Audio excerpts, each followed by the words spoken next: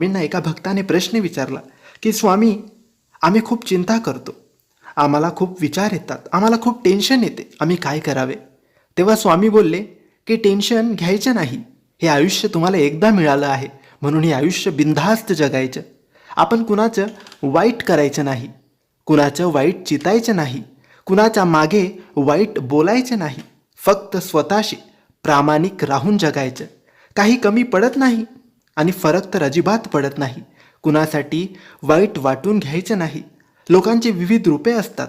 सकाळी गोड बोलतात आणि रात्री कुणी काही डोक्यात भरवले की तोंड पाडून बसतात किंवा कुठल्या तरी लहान कारणासाठी नाराज होऊन बसतात, ज्याच्याशी तुमचा काही संबंध पण नसतो.